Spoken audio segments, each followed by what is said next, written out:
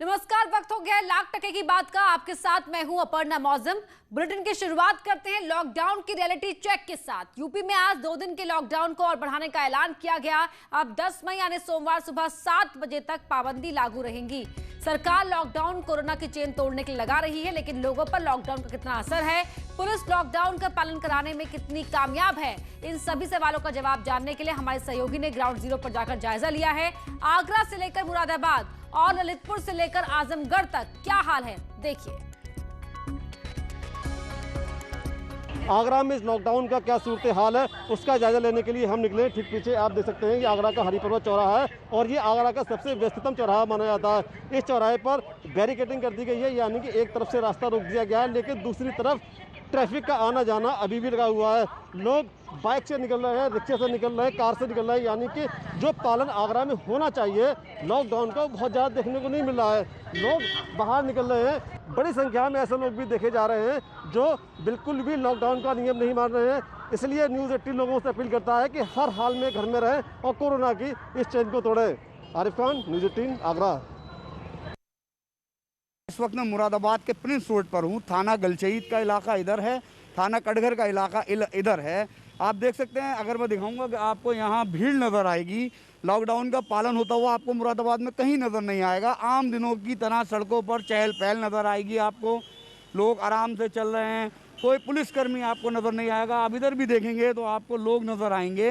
किसी को भी कोरोना का खौफ नहीं है, जबकि रोज़ 1500 700 कोरोना पॉजिटिव मरीज़ निकलते जा रहे हैं। उसके बावजूद लोगों में डर नहीं है। लोग लगातार चलते हुए नज़र आ रहे हैं आपको। दुकानें लगी हुई हैं।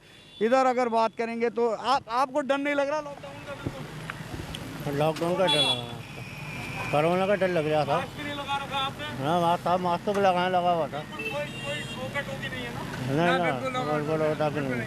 तो आप देखिए, जिस तरह हमारी बात हो रही है, लोगों से कोई रोका टोकी नहीं है। लोग आपको चलते हुए नज़र आ रहे होंगे। पूरे सब लोग ऐसे आम दिनों की तरह घूम रहे हैं। भाई साहब को आप देख सकते हैं कि कोई आप देखेंगे मास्क भी नीचे है, हेलमेट भी नहीं है। तो पुलिस कहीं पर पालन कराती हुई नज़र नहीं आ रही है। पीछे भी एक भाई साहब हमारे जा रहे हैं, तो आप देखेंगे इस तरह लोग घूम रहे हैं। कोरोना पॉजिटिव मरीज बढ़ते जा रहे हैं और मौतों का आंकड़ा भी 292 तक पहुंच गया है। लॉकडाउन का कोई फ़ायदा होता हुआ नज़र नहीं आ रहा। वीडियो जर्नलिस्ट पीयूष शर्मा के साथ फरीद शमसी, न्यूज़ 18 मुरादाबाद। कोरोना का कहर जारी है। कोरोना के बढ़ते कहर को देखते हुए प्रदेश सरकार ने लॉकडाउन की अवधि बढ़ा दी है। अब लॉकडाउन 10 मई तक इसका समय बढ़ा दिया गया है। इस सब के बावजूद लोग हैं कि सुधरने को तैयार नहीं है। आप मेरे पीछे देख सकते हैं कि लोगों की आवाजाही जारी है। हालांकि पुलिस के जवान यहाँ मौजूद हैं, वो लोगों को रोक रहे हैं, उनसे पूछ रहे हैं कि आप ना निकलें, जो कोरोना की गाइडलाइन है उसका पालन करें, सुरक्षित रहें, खुद सुरक्षित रहें, अपने परिवार को सुरक्षित रखें। इस सब के बावजूद लोग हैं कि मानने को तैयार नहीं हैं। यहाँ जो पुलिस के लोग हैं वो समझा रहे हैं लोगों के लिए कि हम बाहर हैं ताकि आप सुरक्षित रहें। इस सब के बावजूद लोग हैं कि मानने के लिए तैयार नहीं है। अभय श्रीमाली, न्यूज़ 18 ललितपुर। सीतापुर के अंदर की अगर हम बात करें तो यहाँ पर भी लगातार कोरोना का प्रकोप बढ़ता ही जा रहा है, लेकिन यहाँ पर लॉकडाउन जैसी स्थिति नहीं दिख रही है। हम इस वक्त खड़े हुए शहर के रोडवेज चौराहे पे खड़े हुए हैं। यहाँ पर देखिए आवागमन किस तरह से प्रभावी रूप से चालू है। लोग बेधड़क आते जाते रहे हैं। लोग मास्क तो लगाए हुए हैं, लेकिन लोगों का सड़क पर निकलना बेधड़क जारी है। हालांकि यहाँ पर पुलिस प्रशासन, पुलिस के जो जवान हैं वो खड़े हुए हैं, यहाँ पर लगातार चेकिंग कर रहे हैं, लेकिन लोग किस प्रकार से बेधड़क होकर रोड पे निकल रहे हैं। ऐसा लग रहा है कि इनके अंदर कोरोना का बिल्कुल भय नहीं है। ये बताइए कि आप लोग कहाँ घूम रहे हैं? लॉकडाउन लगा हुआ है, उसके बावजूद भी आप सड़क पे हैं। ये इनका कहना है कि लॉकडाउन का पालन कर रहे हैं, लेकिन कुछ मजबूरियां हैं जिसके चलते वो जो हैं सड़क पे निकले हुए हैं। लेकिन कहीं ना कहीं कुछ ऐसी तमाम सी ऐसी बातें हैं जो लोगों की बहानेबाजी है वो लगातार जारी है। कुछ लोग हैं जिनके उनके घर बीमार हैं लोग, उनके पैसे की प्रबंध हो, लेकिन फिर भी हम लोगों द्वारा जनता को जागरूक करते हुए उनको कम से कम निकलने की सलाह दी जा रही है। उसके बाद जिनके पास मास्क नहीं उनको मास्क भी उपलब्ध कराए जा रहे हैं। कोरोना की जो गाइडलाइन आई है, जो लॉकडाउन का समय है, उसको लेकर यहाँ पर किसी भी प्रकार का कोई पालन नहीं किया जा रहा है। कैमरा पर्सन विपुल शुक्ला के साथ संदीप मिश्रा, न्यूज़ 18 सीतापुर। तस्वीरों में आप साफ तौर पे देख सकते हैं, सख्ती के बाद भी यहाँ पर लोग मानने को तैयार नहीं है और सड़कों पर फर्राटा भर रहे हैं। यहाँ तक जो शहर के लोग हैं वो भी बाहर निकलकर टहल रहे हैं, सड़कों पे घूम रहे हैं। उन्हें कोरोना का जरा सा भी खौफ नहीं दिखाई दे रहा है। इस वक्त हम खड़े हैं शहर के सबसे पॉश इलाके पर, जो कई नेशनल हाईवे को जोड़ता है, जहां भीड़ भाड़ रहता है। इस वक्त वहां पर चेकिंग करने के लिए यहाँ पर DSI मौजूद है। हम उनसे जानना चाहेंगे कि अब तक कितनी कार्रवाई की गई है और किस तरह की कार्रवाई की जा रही है। सर, लॉकडाउन लगा दिया गया है, उसके बाद भी लोग सड़कों पर फर्राटा भर रहे हैं, कितनी कार्रवाई की गई अब तक? इसे तो चेकिंग हम लोग पर्याप्त कर रहे हैं, और जो अनावश्यक रूप से घूम रहे हैं उनको पकड़ रहे हैं, चालान का किया जा रहा है। तो निश्चित तौर पे जो लोग नहीं मान रहे हैं उनके ऊपर सख्ती से कार्रवाई की जा रही है। बावजूद इसके लोग सड़कों पर निकल रहे हैं, उनके अंदर कोरोना का जरा सा भी खौफ नहीं दिखाई दे रहा है और यहाँ पर लॉकडाउन के नियमों की धज्जियाँ उड़ाई जा रही हैं। अभिषेक उपाध्याय, न्यूज़ 18, आजमगढ़। अब बात यूपी में गांव-गांव में कराई जा रही टेस्टिंग की। कोरोना को हराने के लिए जहां आज से पूरे प्रदेश में घर-घर टेस्टिंग अभियान की शुरुआत की गई, तो उसी की 4 तस्वीरें हम आपके सामने रख रहे हैं। लखनऊ के पहाड़पुर में नए बने प्रधान खुद गांव को संक्रमण मुक्त करने में जुटे दिखे हैं। आंगनबाड़ी और आशा वर्कर्स भी इस अभियान से जुड़कर लोगों को कोरोना के प्रति जागरूक कर रही हैं। वहीं मेरठ में इस अभियान के तहत 762 गाँव में 7 लाख से ज्यादा परिवारों की जाँच की जाएगी। गोरखपुर में भी गाँव-गाँव पहुंचकर टीम टेस्ट कर रही है। फिरोजाबाद में 564 ग्राम पंचायत में टेस्टिंग की जाएगी। इसकी शुरुआत आज से हो गई है। 180 51 45 पर फोन करिए। आज से हमारी टीमें गांव में घर घर जा रही हैं और वो घर घर जाकर के वहां पर लोगों का हालचाल पूछ रही हैं। जो लोग लक्षणात्मक हैं उनके बारे में जानकारी प्राप्त कर रही हैं और जिनके ज्यादा तीव्र लक्षण हैं उनके बिना टेस्टिंग की प्रतीक्षा किए हुए उन्हें दवा भी उपलब्ध कराई जा रही है। अब आपको बताते हैं कि सरकार का गांव में ट्रीटमेंट प्लान क्या है। सबसे पहले गांव में घर घर पहुंचकर टेस्टिंग की जा रही है। कोरोना संदिग्धों की पहचान की जा रही है। इसके बाद अगर किसी में लक्षण पाए जाते हैं तो उस व्यक्ति को आइसोलेट किया जाएगा। अगर गांव में उसके घर में आइसोलेशन की व्यवस्था नहीं है, जगह नहीं है, तो सरकार ये इंतजाम भी करेगी। गांव में पंचायत घर या स्कूल में आइसोलेशन की व्यवस्था की जाएगी। मरीजों को मुफ्त दवा दी जाएगी। सामुदायिक स्वास्थ्य केंद्रों पर सुविधाएं बढ़ाने के निर्देश दिए गए हैं। हर केंद्र में 10 बेड तैयार करने के निर्देश दिए गए हैं। निगरानी समितियों से लेखपाल को जोड़ने का भी प्लान है। सीएम योगी का निर्देश है कि होम आइसोलेशन वालों से लगातार संपर्क में रहा जाए। स्वास्थ्य मंत्री के स्तर पर भी मरीजों से फीडबैक लिया जाए। लेकिन सवाल ये उठता है कि शहरी क्षेत्रों में लोगों को ऑक्सीजन बेड की समस्या से जूझना पड़ रहा है। तो ऐसे में अगर गांव में जांच के दौरान कोई गंभीर हालात में मरीज मिलता है तो उसको इलाज कैसे मिलेगा? कोरोना पर काबू पाने के लिए शुरू हुआ ये टेस्टिंग अभियान कितना कामयाब होगा, इस पर भी हमारी नजर बनी रहेगी। और वहीं कोविड की चेन तोड़ने के लिए सरकार तमाम कोशिशें कर रही है। पिछले 24 घंटे के आंकड़ों की बात की जाए तो यूपी में 31,165 नए कोविड केस सामने आए, जबकि इतने ही वक्त में 40,000 से ज्यादा लोगों ने कोरोना को मात दी है। पिछले 24 घंटे में 2,32,038 टेस्ट हुए हैं। इसमें 1,13,000 टेस्ट केवल RT-PCR के जरिए हुए हैं। पूरे यूपी में अब तक 4,20,32,500 टेस्ट किए जा चुके हैं, जो देश में सबसे ज्यादा है।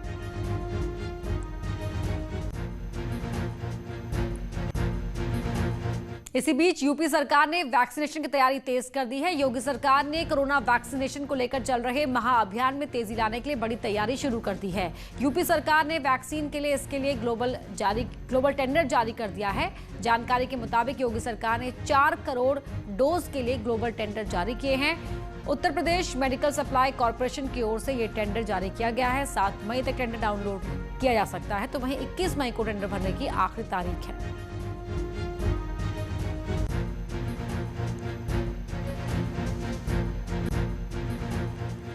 वैक्सीनेशन की तैयारियों के साथ साथ योगी सरकार यह भी सुनिश्चित कर रही है कि मरीजों को बेड की कमी ना हो। इसी के लखनऊ के अवध शिल्प ग्राम में DRDO का अस्थायी कोविड हॉस्पिटल में आज से मरीजों का इलाज शुरू हो गया है।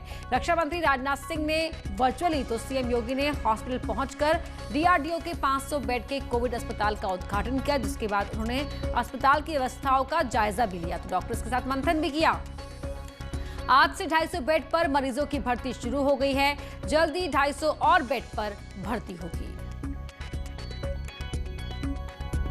इसको और अच्छे ढंग से आगे बढ़ाने का प्रयास किया जा रहा है। इसमें भारतीय रेल भी और हमारी वायुसेना भी मदद कर रही है। हम खाली टैंक वायुसेना के विमानों के माध्यम से देश के अलग अलग क्षेत्रों में पहुंचा रहे हैं और वहां से स्पेशल ऑक्सीजन एक्सप्रेस के माध्यम से ऑक्सीजन को हम प्रदेश के अंदर ला रहे हैं और फिर उसका डिस्ट्रीब्यूशन कर रहे हैं। ऑक्सीजन की आपूर्ति के साथ साथ उसकी कहीं भी वेस्टेज न हो, इसके लिए भी लगातार प्रयास किए जा रहे हैं। मुख्यमंत्री योगी आदित्यनाथ खुद यहां पर उन्होंने आकर के इस अस्पताल की शुरुआत की है। राजनाथ सिंह लखनऊ के सांसद जिन्होंने पहल भी की थी इस अस्पताल को बनवाने के लिए, वो भी इस कार्यक्रम में वर्चुअली जुड़े हुए थे। और अब देख सकते हैं आप कि ये जो बेड पे सन्नाटा दिख रहा था आपको अब तक, उसके अब आसपास जो आपको पीपी किट पहने मेडिकल टीम जो नर्सेज है यहाँ पे जो देखरेख करेंगी कोविड मरीजों की, वो अब यहाँ पर आपको दिखाई दे रही होंगी। आज से इसकी शुरुआत हो गई है। आप लोग तैयार हैं? Yes ma'am. डर लग रहा है कि कोविड मरीजों के बीच में ड्यूटी करनी है? टास्क बड़ा है, रिस्क बड़ा है? नो मैम, डर नहीं लग रही है। डर नहीं लग रहा है? No ma'am. इंतजार कर रहे हैं? Yes ma'am.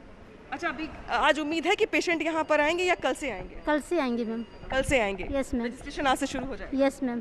ठीक है, तो रजिस्ट्रेशन आज से शुरू हो जाएगा, यानी कि जो प्रक्रिया होगी यहाँ पे भर्ती होने की अब वो शुरू हो जाएगी। अब मैं आपको तस्वीर दिखाऊंगी उन मेडिकल किट की जो सबसे ज़्यादा महत्वपूर्ण है, क्योंकि आज ये माना गया है और मुख्यमंत्री योगी आदित्यनाथ की तरफ से ये बताया गया है कि 250 बेड की आज से शुरुआत हो रही है, जिसमें से 150 बेड ऐसे हैं जो वेंटिलेटर बेड हैं और 100 बेड ऐसे हैं जिन पर ऑक्सीजन की सप्लाई दुरुस्त रहेगी, यानी कि 250। और यहाँ वक्त हो गया एक छोटे से ब्रेक का। पंचायत चुनाव के नतीजों को लेकर अब सियासी बयानबाजी तेज हो गई है। तमाम दल अपने पक्ष में ज्यादा सीटें आने का दम भर रहे हैं। जगह जगह जश्न भी मनाया जा रहा है और हंगामा भी हो रहा है। आंकड़ों के हिसाब से बीजेपी को 575 सीटों पर जीत मिली है, जबकि समाजवादी पार्टी 799 सीटों पर कामयाब रही। इसके अलावा बीएसपी के खाते में भी 373 सीटें गई हैं। इसके साथ ही राजनीतिक दल अब जिला पंचायत अध्यक्ष के चुनाव की कसरत में लग गए हैं। तमाम दल जिला पंचायत पर अपना कब्जा करने की रणनीति बनाने में जुटे हुए हैं और दावे करने में भी कोई पीछे नहीं है। अब तक मतगणना रुझानों से स्पष्ट है कि भारतीय जनता पार्टी समर्थित प्रत्याशियों को भारी विजय प्राप्त हुई है और आगामी ब्लॉक प्रमुख और जिला पंचायत अध्यक्ष के चुनाव में भी भारतीय जनता पार्टी भारी विजय प्राप्त करने जा रही है। पंचायती चुनाव में पूरे उत्तर प्रदेश में समाजवादी पार्टी ने अपना परचम लहराया है और भारतीय जनता पार्टी को बहुत पीछे छोड़ दिया है। जो ये समाजवादी पार्टी और भारतीय जनता पार्टी के लिस्ट और आंकड़ों को देख रहे हैं, आप इनके जिले से जारी हुए लिस्ट को, प्रदेश से जारी हुए लिस्ट को और जीते हुए लोगों का मिलान करा लीजिए, स्थिति स्पष्ट हो जाएगी। और पूरे उत्तर प्रदेश के इस चुनाव में 40 लाख मतदाताओं ने, लगभग 40 लाख मतदाताओं ने आम आदमी पार्टी को वोट दिया है। आम आदमी पार्टी के प्रति अपना विश्वास और भरोसा जताया है।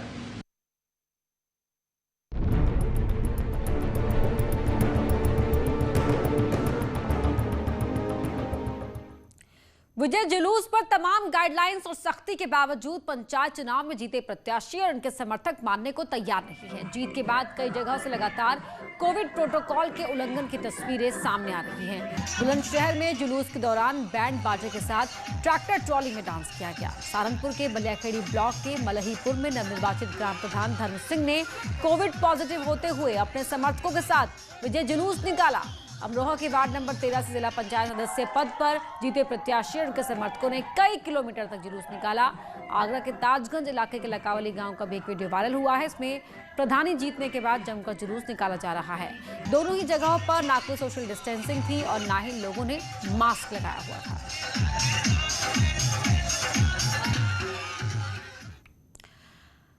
आगे बढ़ते हैं। बन गए प्रधान फिर क्यों घमासान? ये सवाल इसलिए क्योंकि पंचायत चुनाव के नतीजों के बाद लगातार हिंसा की खबरें आ रही हैं। अमेठी में जिला पंचायत समिति सदस्य के भाइयों ने तांडव मचाया तो आजमगढ़ में एक प्रत्याशी के घर ताबड़तोड़ फायरिंग की गई।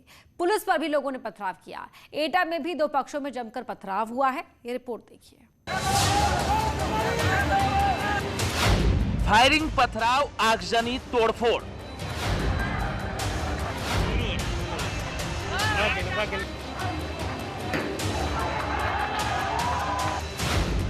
पुलिस कर्मियों पर भी जानलेवा हमला। ठीक नहीं कर रहे। पंचायत चुनाव का खूनी रिजल्ट।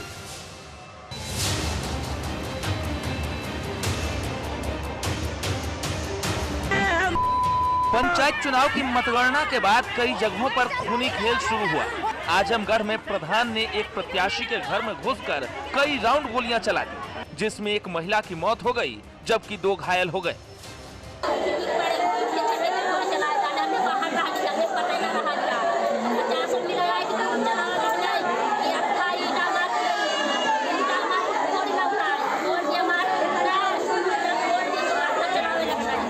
एटा में प्रधानी चुनाव का रिजल्ट आते ही अलीगंज कोतवाली के विजयदेवपुर गांव में पूर्व प्रधान और जीते हुए प्रधान आपस में भिड़ गए। दोनों पक्षों में जमकर ईंट पत्थर चले, जिसमें 12 से ज्यादा लोग घायल हुए हैं। घायलों को अस्पताल में भर्ती करवाया गया और गांव में पुलिस और पीएसी की तैनाती कर दी गई। मैं प्रधान जी खड़े मावा मेरे उन्हें गाड़ी देके तीसरा हुआ भजो और गाड़ी देके फिर उन्हें खड़ो यो आए बाने सोची फिर ना काउन गऊ कछु कई तब अपन जाके दोबारा दे गाड़ी तो फिर आई यो गाड़ी दे तीसरा हुआ यो गाड़ी दे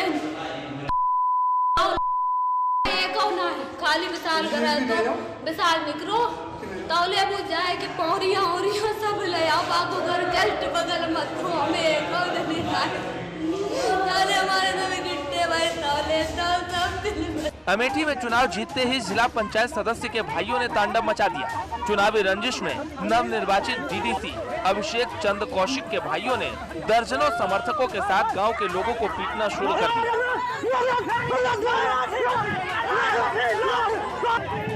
मुंशीगंज कोतवाली के गढ़ा माफी गांव की दलित महिला ग्राम प्रधान प्रत्याशी के पति को जबरन गाड़ी में बिठाने का प्रयास भी किया गया। Bureau report news 18। इस बुलेटिन में इतना ही। खबरें जारी हैं।